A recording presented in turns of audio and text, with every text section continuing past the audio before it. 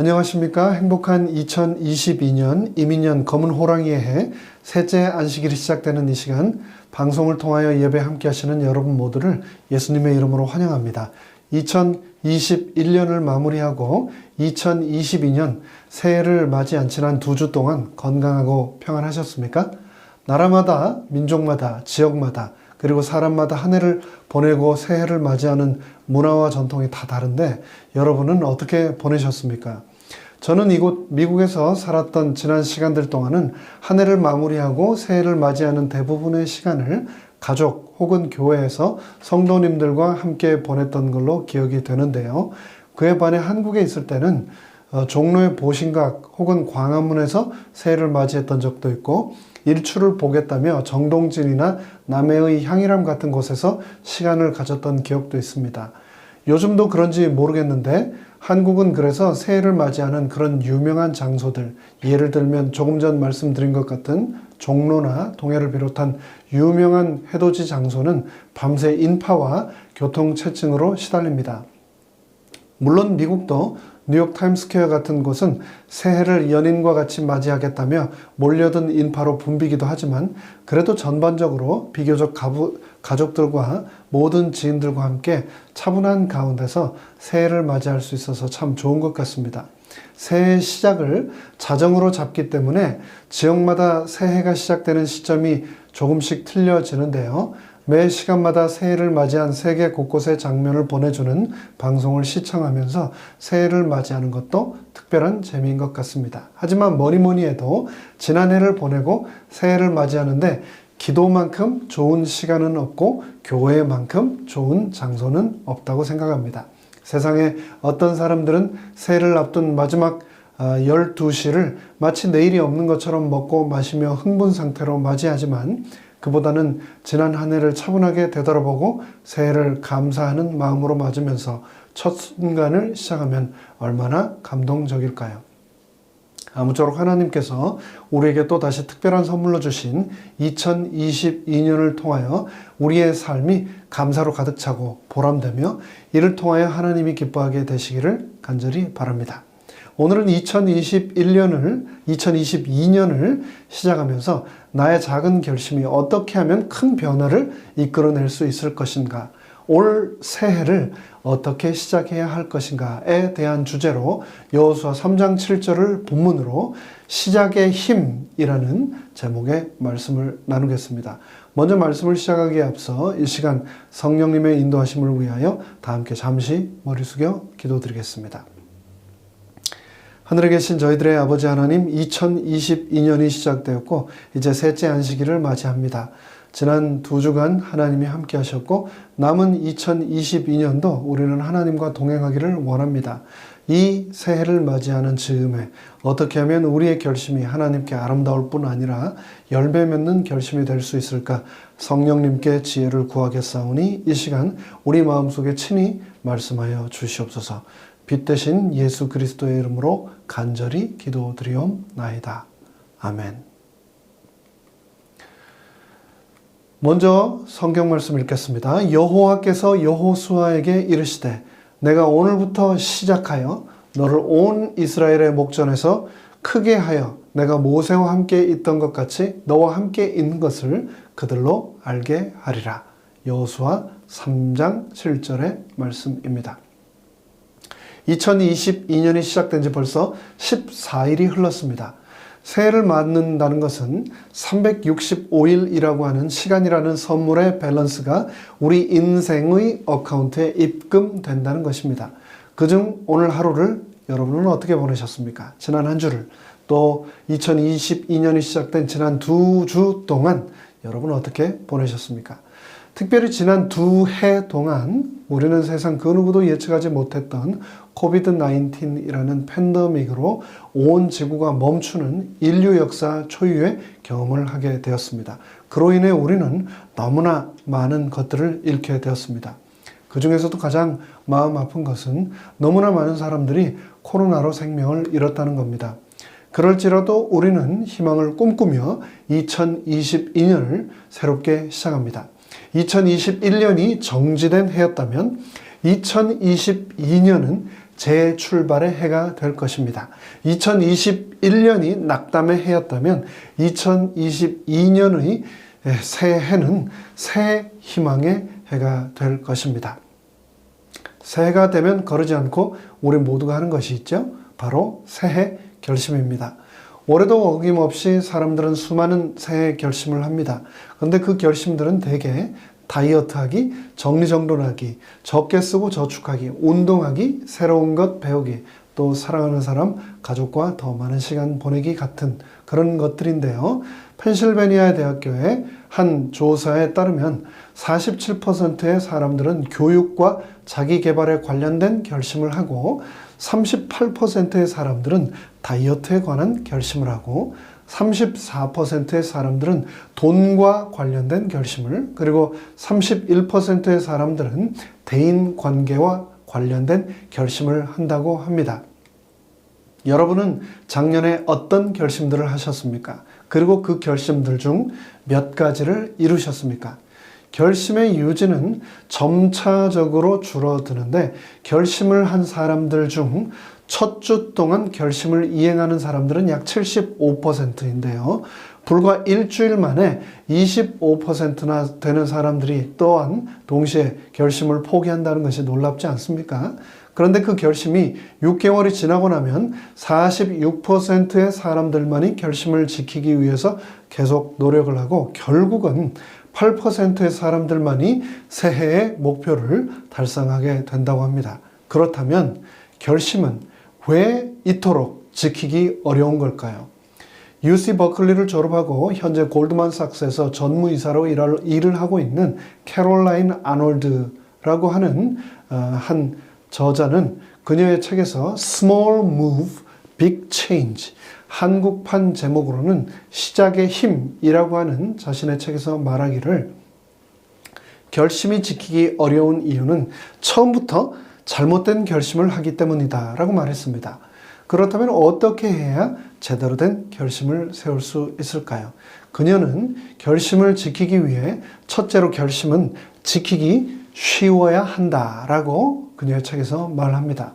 몇 년 전 병원에서 혈액검사와 함께 건강검진을 하는데 의사 선생님께서 저보고 체질량 검사하는 기구 위에 올라가 보라고 하시더니 저보고 그때 당시의 몸무게에서 70파운드, 약 35kg을 빼야 한다라고 하셨습니다. 그런데 제가 욕심을 부려서, 물론 그렇게 되지도 않겠지만 한꺼번에 70파운드, 35kg을 제가 한꺼번에 빼려고 한다면 어떻게 될까요? 어쩌면 그러다가 저는 죽을지도 모릅니다. 만약 제가 70파운드가 빠질 때까지 자지도 않고 먹지도 않고 마시지도 않겠다라고 하는 결심을 한다면 이런 결심은 당연히 지킬 수가 없겠죠. 그렇게 하기보다는 간식을 하지 않고 하루에 꼬박꼬박 정확하게 3끼만 먹겠다. 또 마트에서 주는 시식용 음식은 절대 먹지 않겠다. 그리고 식사가 끝나고 나면은 바로 양치질을 하겠다 등의 지키기 쉬운 결심을 세우고 바로 시작을 해야 그 결심들을 끝까지 지켜낼 수 있다라고 저자는 말합니다. 둘째로 결심을 할 때는 메시지가 명확해야 한다라고 말합니다. 정리정돈을 잘 하겠다라고 하는 추상적인 결심의 메시지는 성취 여부가 막연하고 성공 여부도 판단하기 어렵습니다. 그렇게 하기보다는 아침에 눈을 뜨면 바로 침대를 정리해야지. 입었던 속옷과 양말은 꼭 바로바로 그 즉시 빨래통에 넣어야지. 등으로 바꾸면 메시지가 훨씬 더 명확해집니다. 셋째로 결심을 할 때는 행동과 신호를 연결하라고 합니다. 즉 하루에 물을 많이 마시자라고 막연하게 결심하기보다는 화장실에 갈 때마다 물을 무조건 한 잔씩 마시자라든지 기도를 열심히 하자라고 결심하기보다는 아침에 눈을 뜨자마자 가족을 위해서 기도하고 저녁에 잠들기 전에는 교회 성도님들, 특별히 아프신 분들을 위해서 기도하자라고 결심을 한다면 구체적인 행동이 신호가 되어 결심을 돕는다는 겁니다. 저자가 우리에게 전하고자 하는 책의 핵심적인 메시지를 요약하자면 작게 결심을 하고 바로 시작하되 꾸준하게 끝까지 하는 것, 그것이 그 결심을 성취하는 가장 중요한 요소라는 겁니다. 2022년 1월 14일인 오늘이라도 지금 바로 시작하라는 겁니다. 너무 크게 계획과 목표를 세우면 계획을 세우기는 하지만 엄두가 나지 않아 당장 하지 못하게 되는데요. 그러면 다시 시간을 끌게 됩니다.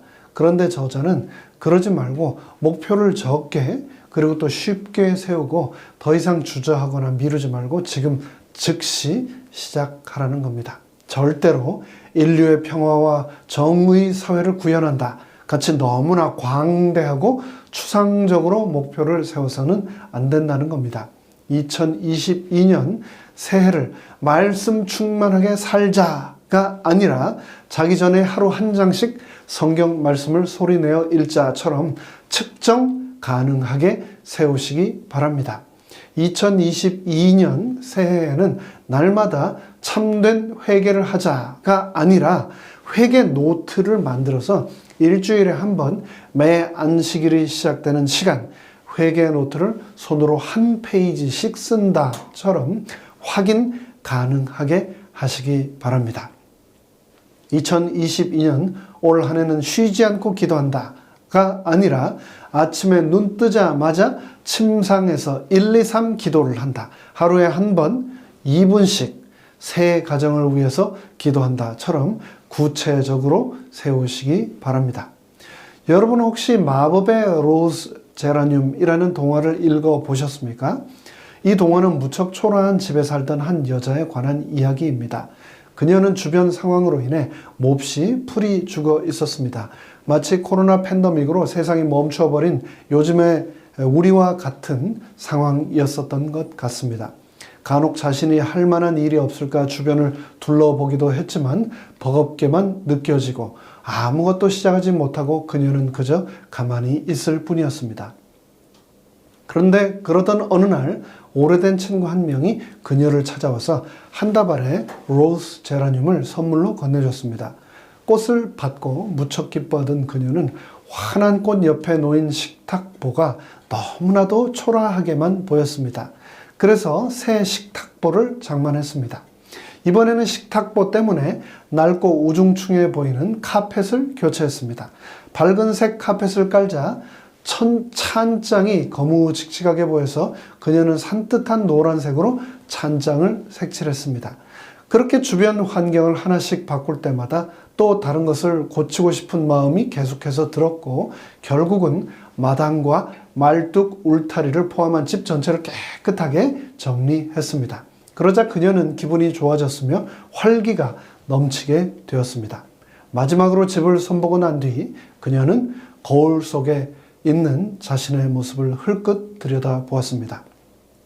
자신의 모습을 똑바로 바라본 것이 몇 년 만인지 몰랐습니다. 머리카락은 지저분하게 헝클어졌고 옷은 낡아 보였습니다.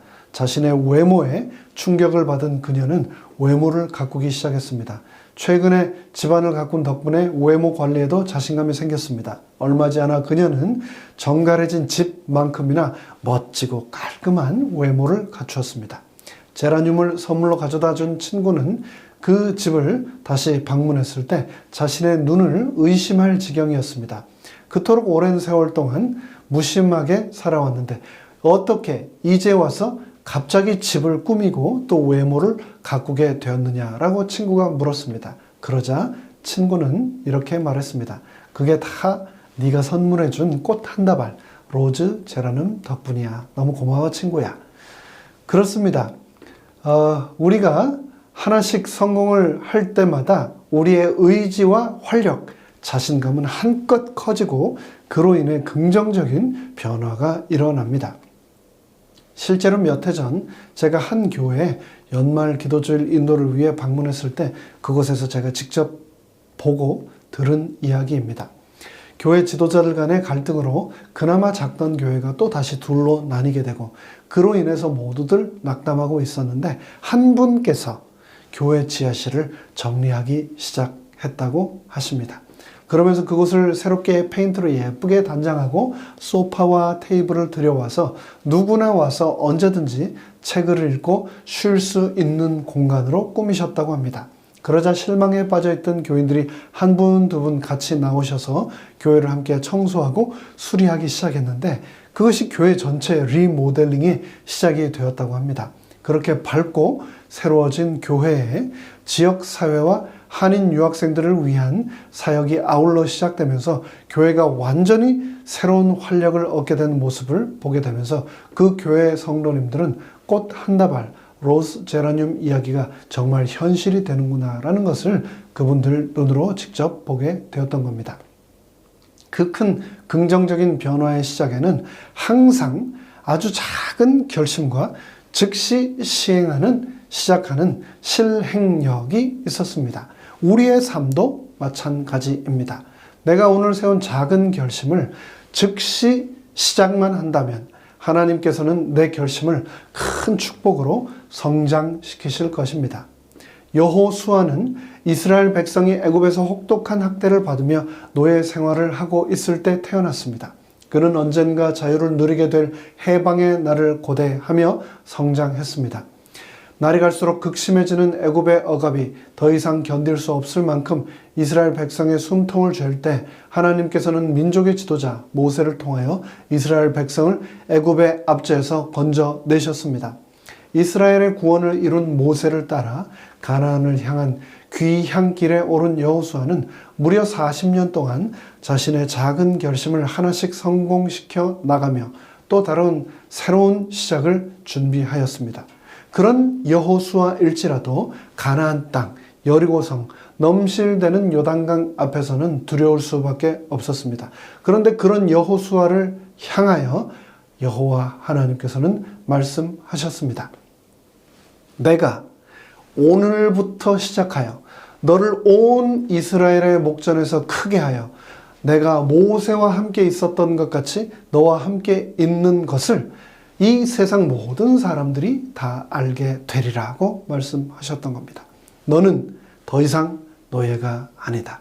너는 더 이상 실패의 노예, 잘못된 습관의 노예, 좌절의 노예, 죄악의 노예, 사단의 노예가 아니다. 너는 더 이상 모세의 보좌관이 아니다. 너는 더 이상 넘버 2가 아니다. 나는 너를 이스라엘의 새로운 지도자로 세웠다.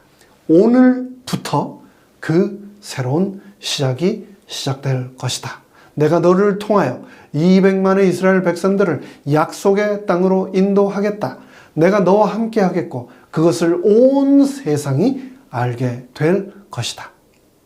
하나님께서는 모세가 죽은 후 여호수아에게 직접 나타나셔서 크신 위로와 격려의 말씀으로 용기를 주셨습니다. 그 하나님께서 요단강을 건너기 직전에 다시 한번 여호수아를 찾아오셔서 직접 격려하셨습니다. 두려워하지 마라. 내가 너와 함께하리라. 오늘부터 다시 시작이다. 새로운 역사가 시작될 것이다. 라고 하면서 여호수아를 응원하셨습니다. 그 하나님께서 나 또한 응원하고 계시다는 것을 기억하시기 바랍니다. 사도 바울은 자신이 옥중에서 쓴 서신 빌립보서 1장을 통하여 자신의 사역을 시작하신 하나님께서 끝 또한 이루실 것을 확신한다고 하면서 다음과 같이 기록했습니다. 너희 속에 착한 일을 시작하신 이가 그리스도 예수의 날까지 이루실 줄을 우리가 확신하노라. 사도 바울은 하나님께서는 내가 시작만 한다면 끝까지 나와 함께 하실 뿐 아니라 내가 그 일을 끝마치고 완수하도록 나를 응원하시고 도우시는 분이라고 말하고 있습니다. 또 히브리서 3장은 다음과 같이 말씀합니다. 그러므로 함께 하늘의 부르심을 입은 거룩한 형제들아, 우리의 믿는 도리의 사도시며 대제사장이신 예수를 깊이 생각하라. 우리가 시작할 때 확실한 것을 끝까지 견고히 잡으면 그리스도와 함께 참여한 자가 되리라. 바울은 히브리서에서 예수를 깊이 생각하라고 말하면서 우리가 시작할 때, 즉 그리스도를 처음 믿을 때 확실한 것, 즉 본질이며 실체이신 예수님을 끝까지 견고히 잡으면 그리스도와 함께 우리 모두는 하늘나라를 상속받게 될 것이다 라고 말했습니다. 한 해를 시작하며 첫 믿음과 쇠퇴하지 않는 열정을 간직한다면 그런 그리스도인은 복이 있다고 하신 이 말씀을 우리 모두는 꼭 기억해야 합니다. 예수님께서는 또 계시록에서도 다음과 같이 말씀하셨습니다. 나는 알파와 오메가여, 처음과 나중이요 시작과 끝이라. 시작하신 예수님과 끝까지 동행하심으로 진정한 힘의 근원과 연결된 삶을 올 한 해 내내 살게 되시기를 간절히 바라며 올 한 해 우리 모두가 함께 시작했으면 하는 결심 한 가지를 소개하고 싶습니다. 그것은 바로 사도 바울이 자신의 모토로 사용했던 바로 코람데오입니다. 코람과 테오스라고 하는 두 개의 라틴어가 합성되어 만들어진 이 단어는 코람, 즉 앞에서, 면전에서라고 하는 의미와 테오스, 즉 하나님이라고 하는 단어가 합쳐져서 영어로는 before God, 하나님 앞에, 혹은 in the presence of God, 하나님의 면전에서라고 하는 의미를 갖는데요. 인간은 하나님 앞에서 하나님의 권위 아래 하나님의 영광을 위해 살아가는 존재이다라는 것을 의미합니다. 이 말은 스위스 제네바의 종교개혁가였던 존 칼빈의 일생을 좌우했던 좌우명이었습니다. 그리고 코람데오는 16세기 당시 개신교를 탄생시킨 마틴 루터를 비롯한 종교개혁 지도자들이 내세웠던 5가지 슬로건, 즉 오직 성경, 오직 믿음, 오직 은혜, 오직 그리스도, 그리고 오직 하나님께 영광, 이 5가지 슬로건의 기초가 되었습니다. 모세는 불타는 떨기나무의 모양으로 나타나신 하나님 앞에서 신발을 벗었습니다. 이스라엘의 백성들은 구름 기둥과 불 기둥의 모습으로 드러나신 하나님의 임재 앞에서 코람데오의 삶을 40년 살았습니다. 그 하나님께서 2000년 전 성육신을 통하여 자신의 임재를 이 땅에 친히 다시 한번 나타내셨는데 바로 우리와 함께 하시는 임마누엘이셨습니다. 코람데오는 하나님 앞에서의 삶, 하나님 면전에서의 삶, 하나님 존전 의식을 가지고 사는 삶입니다. 우리의 삶이 늘 하나님의 시선 아래에 있음을 기억하고 그에 맞는 책임 있는 존재로 살아야 한다는 말씀입니다. 코로나 때문에 너무나 많은 우리의 일상이 바뀌었습니다. 그중 하나는 각종 시험들이 감염 우려로 인해 온라인으로 대체된 겁니다. 세상에는 수많은 직종 그리고 수많은 직업들이 있습니다.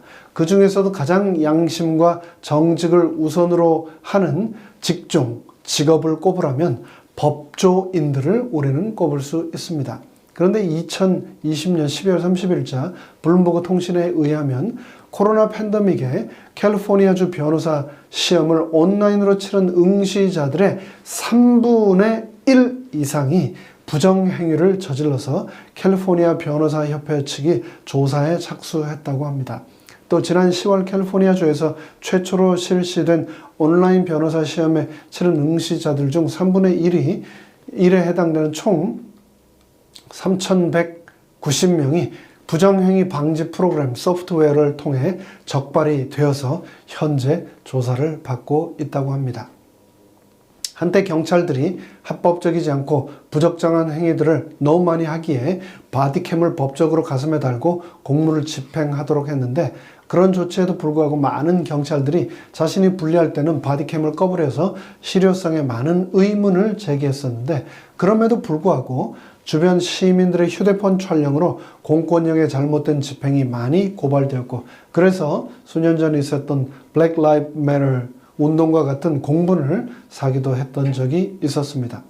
변호사이건 경찰이건 정치인이건 사업가건 아니면 평범한 소시민이건 우리는 부정행위 방지 프로그램 소프트웨어는 혹 피할 수 있을지 몰라도 바디캠은 피할 수 있을지 몰라도 하나님의 눈은 피할 수 없다는 것을 기억해야 합니다. 2022년을 살아가면서 우리는 삶의 매 순간마다 나는 하나님 앞에 서 있는 자라는 것을 기억하며 살아가야 한다는 것을 잊지 맙시다. 코람 네오와 대비되는 말은 코람 호미누부스, 사람 앞에서의 삶, 그리고 코람 문도, 세상 앞에서의 삶이라는 말입니다. 하나님의 사람들이 그 삶과 행위의 기준을 어디에 두고 살아야 할 것인지를 생각할 때 이 양자의 대비는 우리의 매일의 삶 속에서 매우 심각한 긴장을 유발시킵니다. 과연 나는 어떤 존재인가? 나는 하나님 앞에 살아가는 존재인가? 아니면 사람과 세상 앞에 살아가는 존재인가? 늘 기억하며 살아야 하겠습니다. 그러므로 형제들아, 내가 하나님의 모든 자비하심으로 너희를 권하노니 너희 몸을 하나님이 기뻐하시는 거룩한 산 제사로 드리라. 이는 너희의 드릴 영적 예배니라. 너희는 이 세대를 본받지 말고 오직 마음을 새롭게 함으로 변화를 받아 하나님의 선하시고 기뻐하시고 온전하신 뜻이 무엇인지 분별하도록 하라고 로마서 12장은 말씀하고 있습니다. 사람 앞에서 그리고 세상 앞에서의 명예보다 오직 하나님 앞에서 하나님의 선하시고 기뻐하시고 온전하신 뜻을 구하며 분별하며 사는 삶을 하나님은 원하십니다. 그 뜻을 가장 잘 담은 말씀은 고린도전서 10장의 말씀입니다. 바로 그런즉 너희가 먹든지 마시든지 무엇을 하든지 다 하나님의 영광을 위하여 하라고 고린도전서 10장 31절은 기록하고 있는데요. 내가 지금 먹는 것이 지금 내 앞에 계신 하나님께 영광이 되고 있는가? 내가 지금 마시는 이것이 내 앞에 계신 하나님께 영광이 되고 있는가? 내가 하는 이 언행이 하나님 면전에 온당한 것인가? 늘 기억하고 매 순간순간 하나님께 물으면서 삽시다. 이제 말씀을 마무리하겠습니다. 2022년 새해가 밝았습니다. 기억하십시오. 오늘부터 또 다시 새로운 시작은 우리 앞에 놓여 있습니다. 올 한 해가 시작되는 지금 이 순간부터 올 한 해가 마무리되는 그 날까지 하나님이 내 앞에 계심을 기억하며 삽시다. 그리고 내가 먹든지 마시든지 무엇을 하든지 다 하나님의 영광을 위하여 사는 새해가 되기를 바랍니다. 이 새해 결심이 알파와 오메가이신 또 시작이요 끝이신 예수님과 함께 하게 되기를 바랍니다. 그러므로 진정한 힘의 근원이신 예수님과 연결된 삶을 한 해 내내 우리 모두 살게 되기를 간절히 바랍니다. 우리의 새해 결심을 하나님께서 축복하시고 용기와 의지를 주시고 인도하셔서 계획한 것들을 이룸으로 우리에게는 기쁨이 또 하나님께는 영광이 되는 한 해가 되기를 간절히 바라며 말씀을 마칩니다. 다 함께 머리 숙여 기도하겠습니다. 하늘에 계신 저희들의 아버지 하나님, 내 앞에 계시고 언제나 내 곁에 계시고 나와 항상 함께 하시는 하나님 아버지께서 지금도 나와 함께 하시며 2022년이 시작되는 이 새해 즈음에도 함께 하심을 기억하게 하여 주시옵소서. 지금 하나님께서 내가 시작하기를 원하시며 내가 끝까지 하나님과 동행하기를 원하신다는 것을 잊지 않게 하여 주시옵소서. 내가 먹든지 마시든지 무엇을 하든지 하나님의 영광을 위하여 살아가는 그런 2022년 한 해가 되게 하시고 나의 이 삶이라고 하는 거룩한 구별된 제사를 통하여서 하나님 영광 받으시는 한 해가 되도록 은혜 베풀어 주시옵기를 예수 그리스도의 이름으로 간절히 축원하옵나이다. 아멘.